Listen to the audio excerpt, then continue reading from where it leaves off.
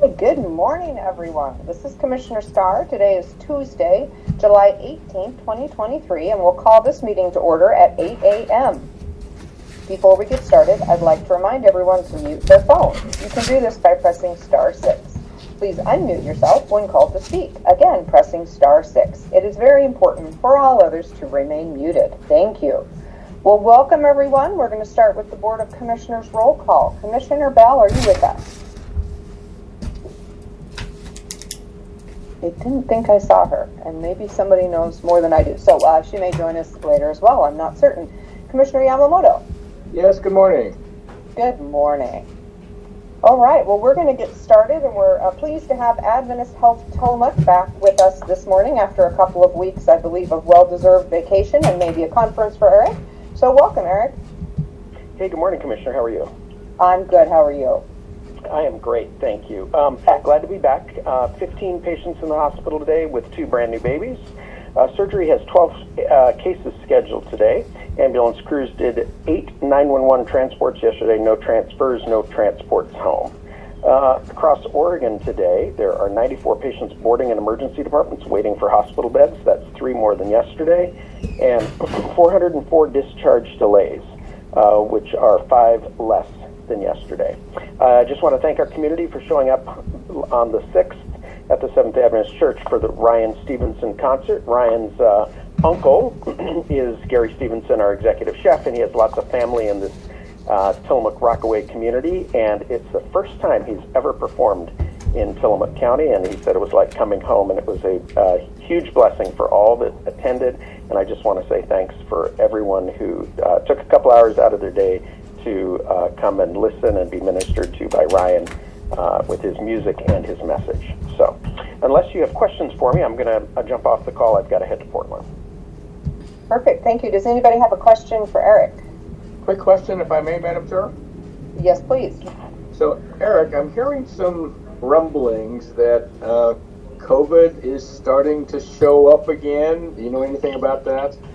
I have not been told that. I just looked, when I look at my report for how many patients are hospitalized or discharge delays and hospital ED admissions, I want to say there were only 19 patients with a COVID test, positive COVID test in the state of Oregon. If you just give me a second, I'll bring that one back up. Sure.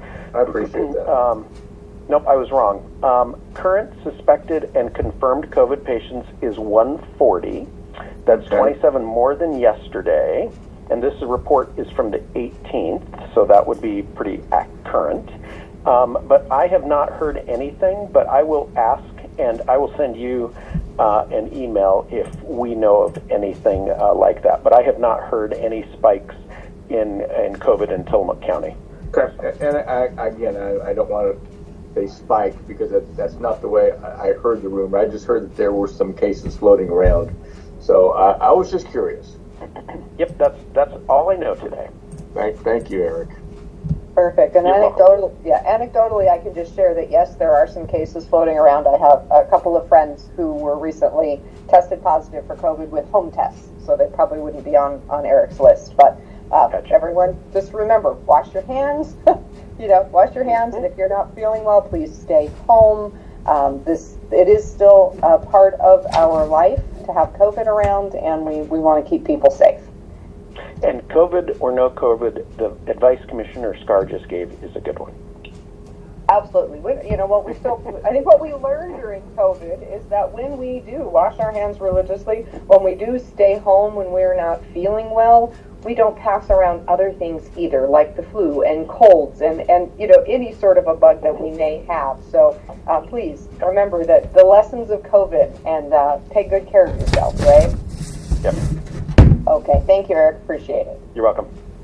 Okay, moving on to the Coastal Caucus, and I know I heard Senator Weber's voice this morning. You want to kick us off, Senator? Yes, I do. Thank you. Wonderful. Good morning. Good morning. I just wanted to have a moment here. The neighbors' ducks are out, unattended livestock, and if my dog sees them again, I'm afraid I'm going to have to cut myself off because he'll go crazy. But anyway, it was a great week in Tillamook. I started by visiting the Nesco Inn Valley School, and I don't know how many of you are familiar with that setting. It is a beautiful setting for a school. The educational opportunities there abound, and they are looking especially to plan for future development with some additional preschool and child care opportunities. If you have never been down on Slab Creek Road and seen that school and seen what happens educationally there, I think it is an opportunity that everyone should take. I've had a lot of phone meetings this week, and bless the phone and bless Zoom because it's cut down on my driving time. I was able to attend a funeral this week for a really important man in Oregon. He was a former Speaker of the House. His name is Roger Martin, and he has given a lot to Oregon. And it was very obvious from the number of people who attended his funeral as to what he has been able to do. In his later years, he was really involved in prison ministry, and especially with those that were lifers. And he has really made an impact, especially on the lives of prisoners in Oregon. And that leads into the fact that I'll be visiting with the sheriff this afternoon to talk about the challenges that he is seeing currently with his facility and issues within the county. And I'll tell you, Dory Days, what a fabulous parade. There were floats that had mermaids and pirates and whales and fish, true to the theme of the whole parade. And I really wished that I had been able to get one of the prizes because they are so unique. They are individually painted. They are beautiful. And so kudos to the artist and to the people who have organized Dory Days and the parade. This week, I'm going to be at the Columbia County Fair talking with people, and I'm also going to be in St. Helens for office hours and meeting with constituents and their city council. Something that I would like to highlight that I will also be involved in is the Habitat for Humanity Behind the Build event. It's going to be in Bay City, and it's going to celebrate especially the progress made with the new building style of insulated concrete, and it's being utilized by Habitat for Humanity as a quick way. And really, it is a building material that has not been used heavily, and it really will enhance the ability, the speed to be able to build the houses that we need. I'm going to tell you, Garibaldi Days, I mean, how great is this that we have Garibaldi Days parade on Saturday, and that always means that the county fair is close, and so this is a summer of celebration, and I appreciate being able to be involved in all of them. I wanted to also add that the Highway 6 final report is coming due, and we will be meeting on that on the 25th, and so I want you to look out for announcements for what was the result of the study on Highway 6. Unfortunately, we had another tragic accident up there, and how can you've got the human factor involved in all of this, and it's very sad that people are impacted like they are, especially on that highway. It's one of those times when we all know who live here that you need a lot of patience to be able to traverse that highway on a regular basis, because you never know what you're going to come in contact with. So be careful. I think that the other thing I want to highlight is that our newest agency in the state, the Department of Early Learning and Care, has kicked off. It kicked off the 1st of July, and they are having a lot of success, and it would behoove you, if you are interested in child care, and especially the grants that are available, to look up their website. It's under DELC, D-E-L-C, Department of Early Learning and Care, and you can also access that by going to OLIS. And you have heard us talk about OLIS, the Oregon Legislative Information System, as a way to get in touch with your legislators and find out about meetings and legislation. And I encourage you to look into that, because you can look back on a lot of meetings, and there are recordings for them, and you can see what's actually happening in Salem. So with that, I think I'll just, I always end these, and then about 10 minutes later I think, oh, why didn't you say that? I think today I've covered pretty much all of it. So thank you for the opportunity. Thank you for KTIL being able to provide this for us. I think this is a wonderful service for our community. Thank you. Thank you, Senator. We appreciate you being with us. I know the community really values the opportunity to hear from our Coastal Caucus, and I know that in fact others from counties that are not represented by you in Tillamook County, but perhaps in Clatsop and Columbia, also log on online to listen. I think our call is seen as just super, super valuable, largely because our Coastal Caucus takes time to be here. So thank you for that. We appreciate it. Okay, moving on. You betcha. Moving on to the Tillamook County Community Health Center. And I did not see Ed this morning on here. Ed or Marlene, are you with us today? I know that our health center is preparing for a very important site visit from our federal funders, and I know they've all had their heads down getting ready for that. So I'm going to guess that's where they are this morning, and we will not hear from our health department. But let's see, and then I also heard from Gail that Nehalem Bay Health Center and Pharmacy will not be with us today. So we will jump right ahead to Tillamook Family Counseling Center. Frank, are you with us?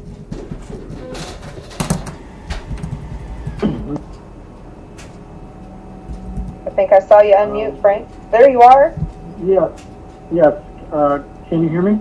Yes, I can. Thank you. Yes. This is Frank Hannah Williams, Tillamook Family Counseling Center, behavioral health services for Tillamook County residents. Don't really have much of a report to give today. Just to say that if there's anyone in the community who has questions about the services that we provide, would like to follow up on any questions related to services, parenting support, prevention programs, any of the other services that we're involved with, can give us a call, 503-842-8201, and can also reach us at 1-800-962-2851. I will take any questions if anyone has any.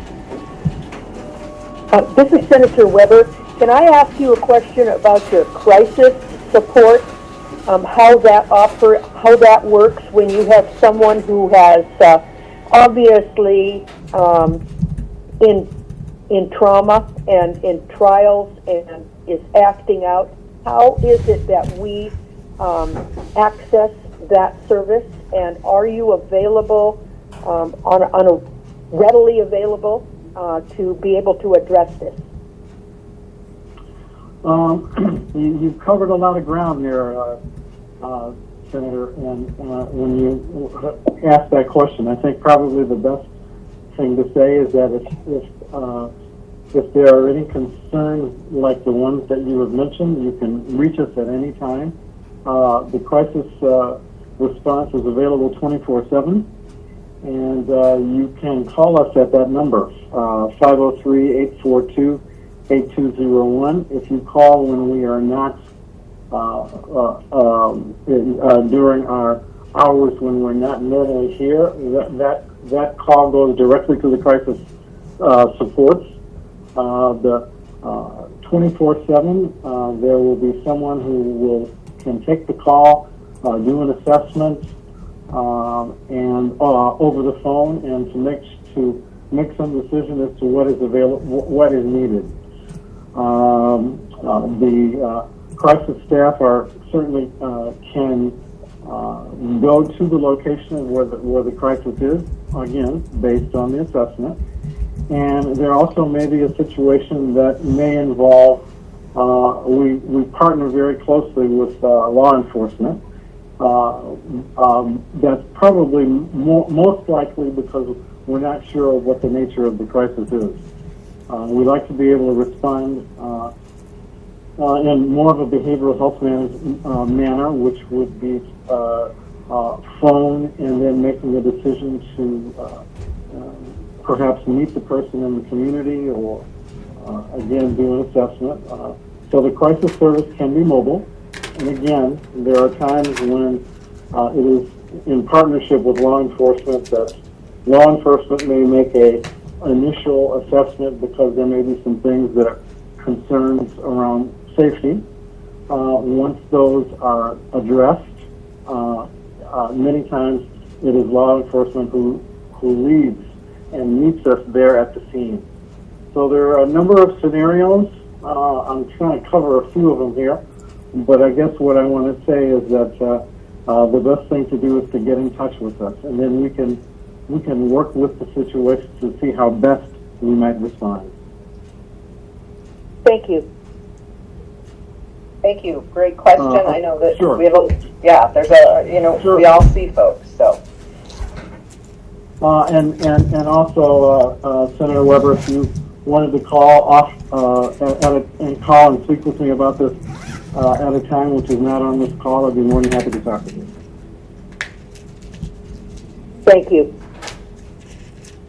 Thank you, Frank. And I think one of the things that I would just sort of tease out of this conversation that I think a lot of people have questions about is, we see people on the street that appear to be in distress. They're not acting in the way that our society says is normal. But they're also, at that point, not seeking service. They have to want to seek service. So we can make the call to the crisis line. But if someone is not interested in receiving service, they're not forced. So can you talk just a little about how that goes? Commissioner Scar, that is a very important thing that you brought up. Our service is voluntary, and I want to underscore that. I may go out on the streets of Tillamook right now, and I may see someone that might not necessarily be what I would consider behaving normally, but they may not be bothering anyone. And I think that sometimes we get calls. This happens from time to time. I sometimes will get a call from someone in Tillamook who may say to me, "There's someone who needs your services, and they are not. They're homeless. They need your services." And sometimes I may ask them, "Are they bothering anyone? If they're committing, this is something that law enforcement needs to be involved with." Again, this is a voluntary service, and there may be situations and things that may be happening that upset us or concern us. But it doesn't necessarily mean that person wants to receive the services that we have. So I think it's always important to be able to say to people, we are a voluntary service. Thank you for that, Frank, because I know that I hear from people with some frequency that are concerned about people on our streets. And I really appreciate the compassion that people feel when they see someone who they look at and think, boy, if that were me, I would hope someone would help me, right?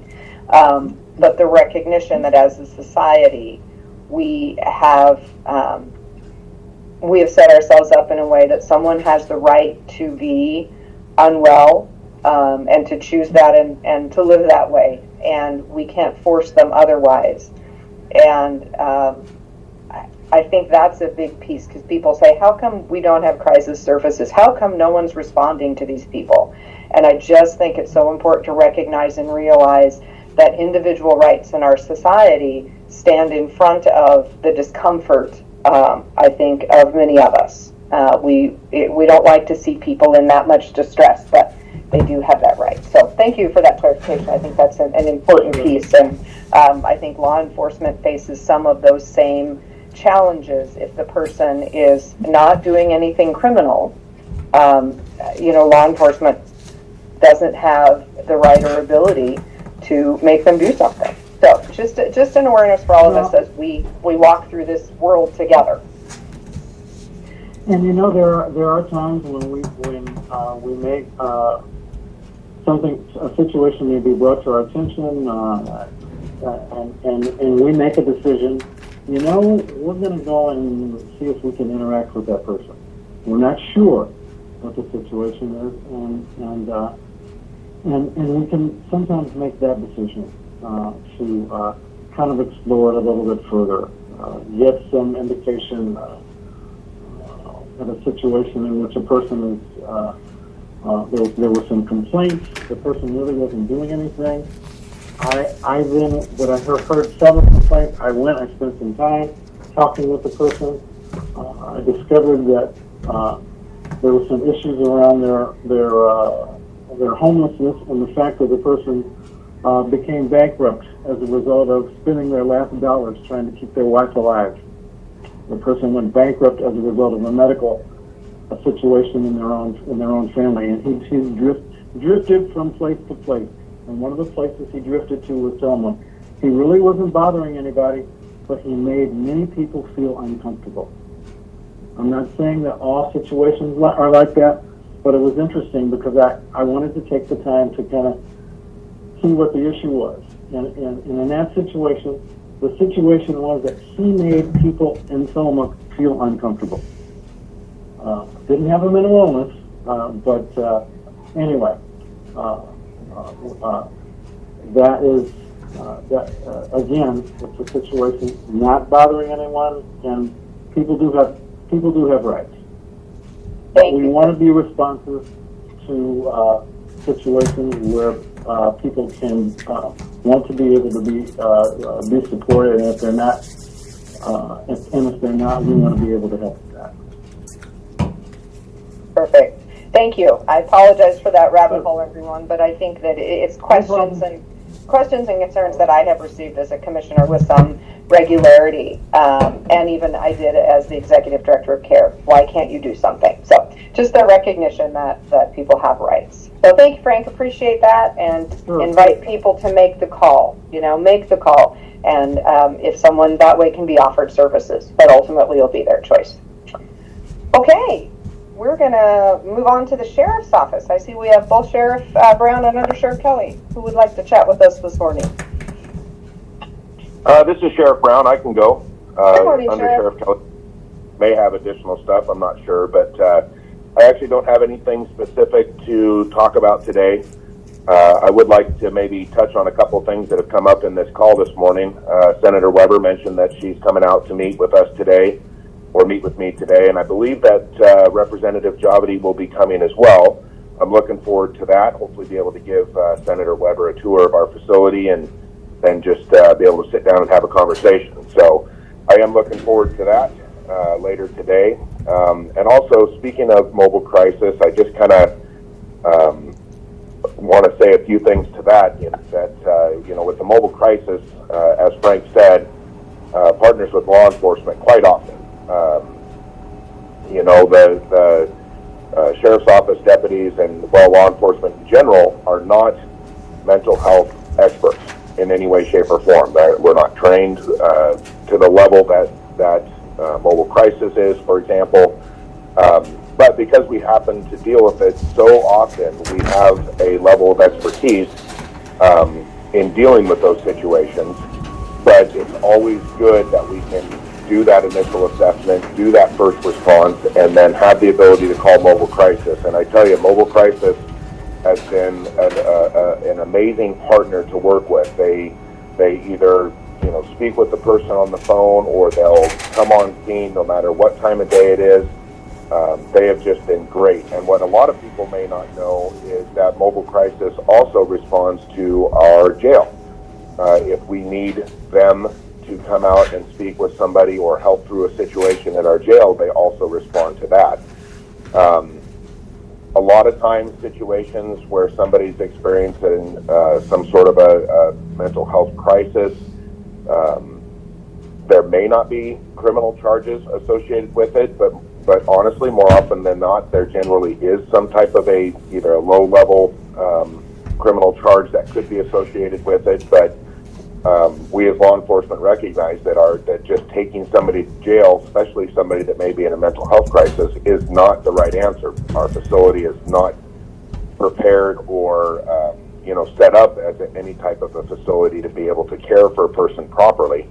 So being able to have that partnership with Mobile Crisis is a very key element in what we do every day.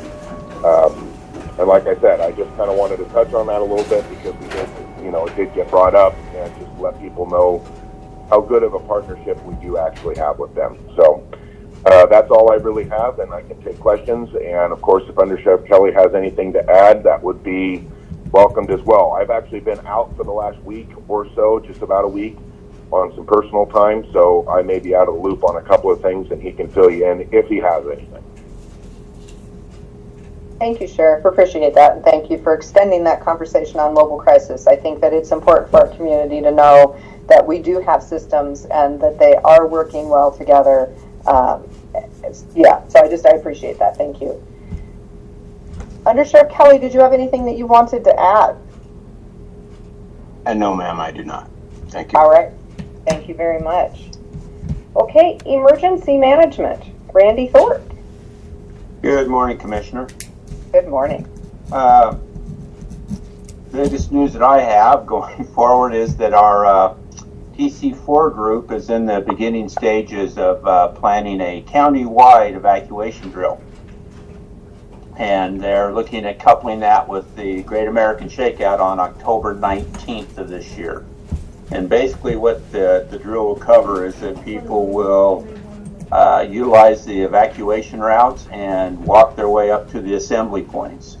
And the purpose of all this is that they want to gather a bunch of information on the knowledge of people, on do they know where the routes are, do they know where the assembly points are, how long does it take them to actually walk to those assembly points.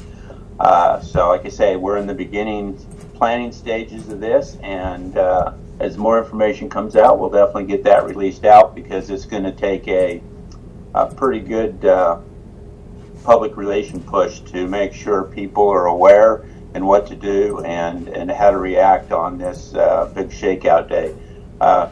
They plan doing that because the schools are also, they plan a pretty big evacuation drill for that day too. So we're just going to kind of ride on the coattails of the of that type of evacuations that are going on within the county.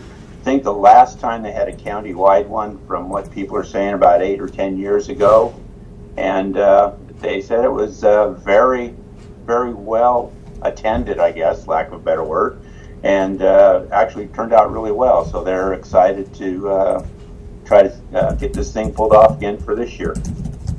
And that's all I have.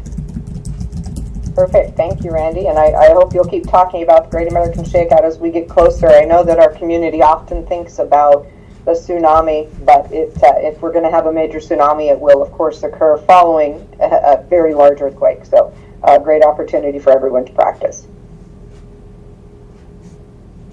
Okay. Moving on to the Board of Commissioners. We'll start with Commissioner Yamamoto this morning. Thank you, Madam Chair. Lots of things going on right now. After last week's community call, I attended the Tillamook Working Lands and Waters, our monthly meeting. This is just a great group, grassroots organization of natural resource-based industries in Tillamook County, timber industry, dairy industry, fishing industry, as well as a lot of other groups that are interested in keeping natural resources a strong business model in Tillamook County. And we've been doing tours. Matter of fact, we are planning a second tour this year. About a month or so ago, we did bring commissioners from across the state to Tillamook County and had a great tour. So we're going to do another tour in September, and we're trying to figure out who, and we want this to be a more local tour. So we're trying to figure out who we want to invite, and I think we're going to go in the direction of boards and special districts, things of that nature. We want to make sure that the movers and shakers of Tillamook County understand what Tillamook Working Lands and Waters does, and how our natural resource-based industries really do multiple things. We provide economic development for the county, we provide jobs for the county, and yet we do that all with taking care of the environment and habitat restoration and fish recovery, clean water. Tillamook County is rather unique here. We have a story to tell, and this is the story that Tillamook Working Lands and Waters has really taken up. So I'm so proud to be a member of this group and the things that it does and will continue to do in the future. So moving on, I'm getting ready for NACO, the National Association of Counties, and I'm taking a platform change and a resolution to NACO in Austin, Texas, leaving on Thursday, as a matter of fact. So the big one, of course, you've heard me talk about this before, is the NOAA Fisheries FEMA BIOP, the biological opinion. And in the past, we've been able to do this as a resolutions, passed 3 times at NACO, all 3 times unanimously. And because it's passed unanimously all 3 times, NACO was asking me to present this instead of a renewal of a resolution, to make this a platform change, to actually put this on the NACO platform, where it will become a permanent part of what NACO does when they go to Capitol Hill to lobby our senators and representatives. So this is a terrific opportunity. Wish me luck there. I am hoping to be able to make this a platform change for NACO. We'll elevate the issue of the NOAA Fisheries FEMA BIOP nationwide, and we hope we can do that. We had a first call last Friday with Justice and Public Safety, where that's the steering committee that initially hears the platform change, and that went extremely well. So I'll be presenting this to the entire Justice and Public Safety Steering Committee on Friday morning, and wish me luck. We hope we can get that through. If we do get it through Justice and Public Safety, then this goes to the entire board of NACO, and I have to be prepared to answer any questions that they may have. I'm carrying another resolution that has passed many times, this one in EELU, Environment, Energy, and Land Use Steering Committee. I am a member of that committee, and so I was asked to continue on in renewing the material preference legislation. And what this is a nationwide issue where there is a specific industry. In this instance, it is the plastics industry that wants to pass some legislation that will require contractors and utilities across the nation to utilize nothing but plastic pipe. And this would not be good legislation. Engineers are involved in developing all of these systems, and there are many times where, because of environmental factors, because of what happens in local communities, things of that nature, plastic is oftentimes the cheapest way to go, but sometimes not the best. one of the things I bring up when I'm talking about materials preference is our best saying in the state of Oregon when it comes to AOC, the Association of Oregon Counties. We say if you've seen one Oregon county, you've seen one Oregon county. And that is so true, especially in wooded areas.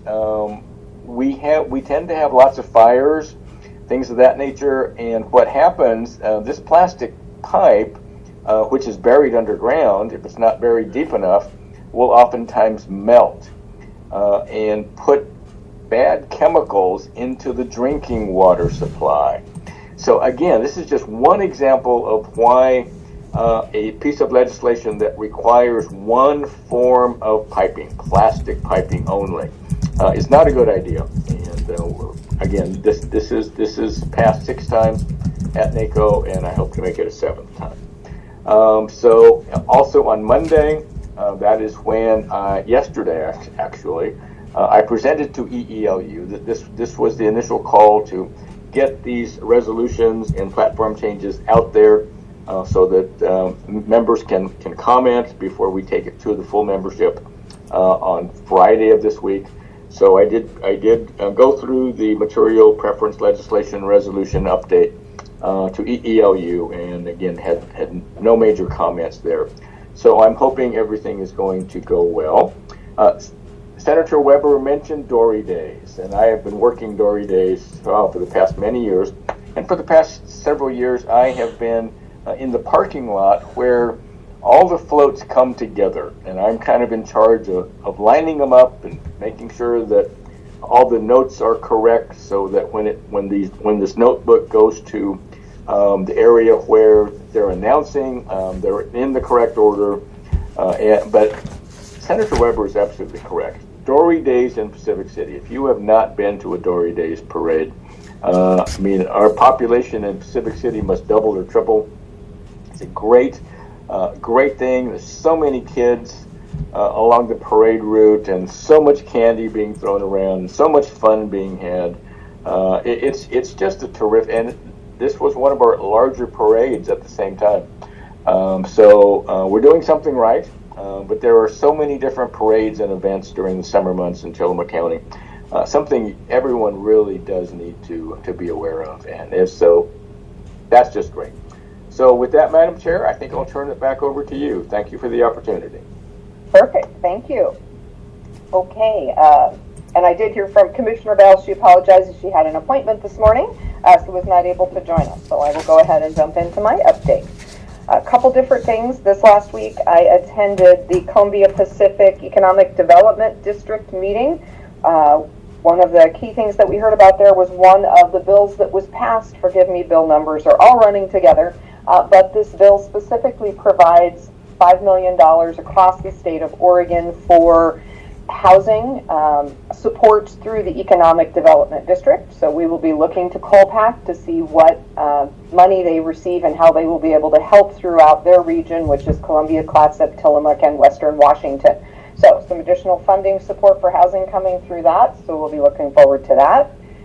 On that same day in the same location was the Northwest Area Commission on Transportation, where we had a chance to hear from ODOT. They let us know, I think we've talked about this before, but they have put a couple of Tillamook County projects into their STIP, which is their State Transportation Improvement Plan, and this is the 23-25 plan. They took a couple of projects that had been intended to be in the 25-27 plan, and they elevated them, brought them forward to the 23-25 plan. The first one is the interchange at Wilson River Loop and Highway 6. This has been brought up in the Highway 6 study. It had been brought up to ODOT many times before that the fix they put in still has a very deadly problem, and that is that folks who are coming from the Portland area, they're in that westbound lane and they're getting ready to turn onto Wilson River Loop. They obscure the vision, so you cannot see people who are coming straight through that intersection. So they will begin engineering in this biennia to put an additional spacing between that right turn lane, I think I said left, sorry, that right turn lane and the folks going directly through. So that has been brought forward by 2 years to get that engineering done. Not sure when it will get built, but it is now at the head of the pipeline. The other one I think that's of interest to folks is Highway 6 again. I think our safety study has really, put Highway 6 on the front for them, and that is a replacement of guardrails over Highway 6, and that has also been moved forward into this biennium. So that's good news from ODOT relating to Highway 6. I also attended yesterday a meeting with the Columbia Pacific CCO. Columbia Pacific CCO is essentially the organization that oversees the Oregon Health Plan for Tillamook, Clatsop, and Columbia counties. And as some of you may know, during the pandemic, lots of people who lost their jobs or had reductions in work or other changes in their financial situation due to the economy surrounding COVID were able to be added to the Oregon Health Plan. Our region, which, as I said, those 3 counties went from having 26,000 members to having 36,000 members. So there's a lot of folks who were added to the Oregon Health Plan. Why this is notable at this time is that with the end of the COVID emergency, redeterminations are beginning. And what that means is that someone who was added to the Oregon Health Plan during this time had an economic evaluation to determine if they qualified. They have not been reevaluated, and so that reevaluation is starting now, and we will see members start to come off of the Oregon Health Plan. This is important because what we want to make sure of is that no one unnecessarily loses their health insurance. So it's important for people who for the last couple of years have not had to be redetermined understand and realize that they will need to submit paperwork this year. They will be receiving mailings and emails and all attempts to reach out to folks. But if you or someone you know is on the Oregon Health Plan, please keep your eyes open for that redetermination. We don't want anyone who should not lose health insurance to lose health insurance. So that's something that's coming up. Couple other things, just the Fentanyl Awareness Northwest campaign. I just want to remind everyone that that is happening right now. We are at one of the highest points for overdoses that we've ever seen. And I know as a community, this is another thing that we talk about and people say, why can't we stop this? How do we help? This is terrible. And we all agree this is a really frightening time with the fentanyl that's out on our streets. So this is an opportunity to learn more for yourself. You can learn how to use Narcan so that should you ever find yourself in a situation where you think someone is overdosing, you can help. It is an opportunity there are yard signs you can put in your yard that just raise awareness about fentanyl and its dangers and what you can do with Narcan. So the other thing I want to highlight is on Thursday, July 27th from 6 to 7:30 p.m.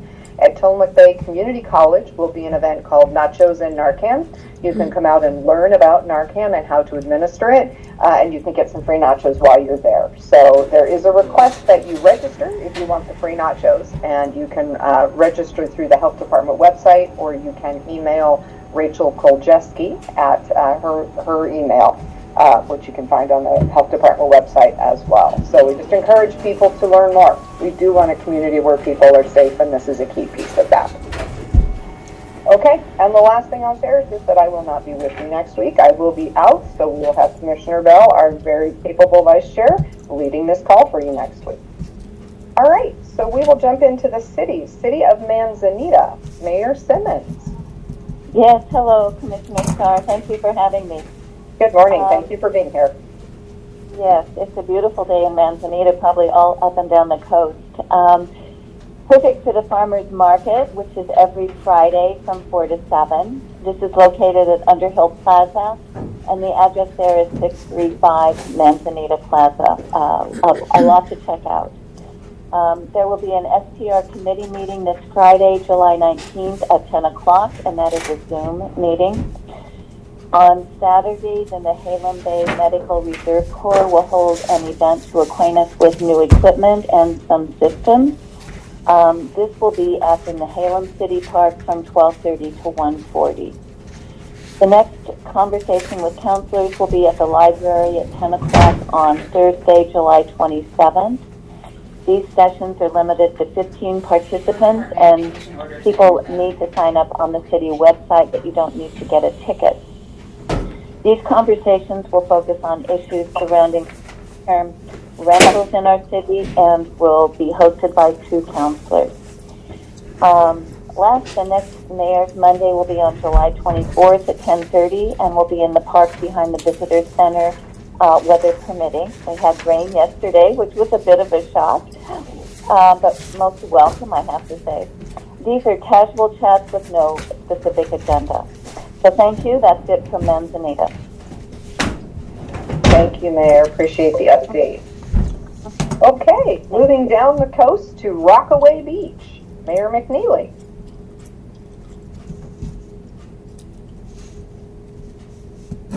Good morning, Tillamook County. I believe I'm unmuted now. Is that correct? You are unmuted. Good morning.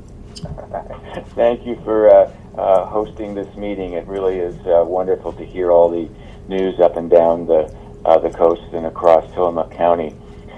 We had a busy council meeting last week. We adopted the Public Works Mobile Equipment Plan. We reappointed Dave May and Sue Hennessy Schaufbauer to the Budget Committee. We appointed Nancy Laga-Lanyon to the Planning Commission. We approved an engineering study to evaluate flooding that exists on South Coral Street and the surrounding neighborhood with the goal of identifying solutions to mitigate the risk of that flooding. We adopted new City Council meeting rules, and we amended our ordinances regulating the sale, discharge, and noise of fireworks. Probably the least known ordinance in our city. Fireworks have been illegal in Rockaway Beach since January 11th, 1995, but the sale was still legal. So we made all sales within the city of Rockaway Beach of fireworks unlawful. We removed the noise exemption, and we increased the penalty for discharging fireworks to $2,000. I will deliver the State of the City message, and John Paul Bowles of Destination Management Advisors will run a workshop on the Salmonberry Trail design options at Wednesday's Town Hall. The Town Hall commences at our City Hall at 6 p.m. Our Planning Commission meets on Thursday evening at 4:30 p.m. Scott Fregonese will update the Commission on the housing needs analysis, and City Planner Johnson will provide a planning presentation on our Anchor Street project. And then last, just mention that Fire Chief Todd Hesse has promoted our Chief Medical Officer, Captain Grace, to the vacant full-time position. And so I can't be more excited, both for Captain Grace, but also for our community. He's a pretty impressive individual. With that, I'll pass it back to you, Commissioner. Thanks for the time. Absolutely. Thank you so much. And I will be really excited to see what the Salmonberry Trail planning session turns out. I think that is just such an exciting project, and I'm super, super pleased that Rockaway has what looks like it will be our first formal section of it in planning. So thank you. Our pleasure. Thank you. You betcha. Okay, moving on to Garibaldi, Mayor Hall. Hey, good morning. I'd like to invite all of Tillamook County to Garibaldi Days this coming Friday, Saturday, and Sunday. We're excited about this year. We have a lot of events and activities and quite a number of vendors that have been moved on to Jerry Creasy Way in order to respect ODOT's request for Garibaldi Days not to slow traffic on Highway 101. So the parade is at 11 o'clock, and then there are a number of other events that are scheduled. Our schedule is actually printed in the Headlight Herald. So again, Tillamook County, you're invited to a very exciting Garibaldi Days this weekend. Thank you. Thank you, Mayor. That is always a fun event. Thank you. Okay, moving on to Bay City. I don't know if we have anyone. I'm going to give just a moment because I know that their city manager, I believe, is traveling. Their new city manager. Okay, not hearing anything from Bay City. We will move on to the city of Tillamook. City Manager Nathan George. Good morning, Commissioners. Are we okay? Good morning. We can. Wonderful. Thank you. Yes, I wanted to provide a brief update on the meeting last night in the council meeting. We had several sets of minutes that were approved. We also had a wonderful proclamation and acknowledgement and thank you to Officer Mike Hanratty for his final retirement. He was honored for all of his hard work, all he's done. He will Dion is a reserve officer. We've just created a reserve program, but we wanted to thank him so much for everything he's done for the city as he officially retired again. And he had a very nice plaque that was made by one of our staff, which is our Public Works executive executive assistant made that plaque. It was really neat. We also had, this is exciting news. Last night, the council awarded the engineer and design contract for the water transmission line project. So we wanted to thank again Senator Weber for the $12 million that she had secured and worked really hard with the state to get that money to help replace our transmission lines from our water treatment plant all the way to the city. And due to the cost of the project, the $12 million will only cover the first phase. We've done 3 phases. However, we're excited that first phase will go in and replace the water lines underneath the port of Tillamook Bay, especially under the actual runways where the lines were installed somewhere between 1928 to 1940, and then the runway was built on top of those lines, which has great problems, both for the airlines if we had anybody come in, especially during an emergency, and also for our water lines. So we're very excited about that funding. We're very excited about that project, the engineering design contract. So that will help design what we're going to be doing, and then we'll be able to get it out to bid. So we're excited about that. Again, we thank Senator Weber and all her work on that and everyone else who's involved. We also had the second reading and adoption for an ordinance updating the police background procedures under the law enforcement data systems rules. Not to go into great detail, this basically allows the city to be in compliance with LEDS, which is the law enforcement data system rules regarding application review and review of background checks on employees. So very happy about that. I gave a quick city manager update, and that's always posted on our website. Actually, all the updates I do for the Tuesday meeting radio updates, along with everything else in the city. We do a monthly update. It's on the first council meeting of each month, and this month, since we had it canceled because of the 4th of July holiday week, this was the first meeting, so that was on there. Public can always go take a look at that. Financial report was on there as well. Our Mayor gave a report. Wanted to recognize everyone did the hard work and everything they did for the June Dairy Parade.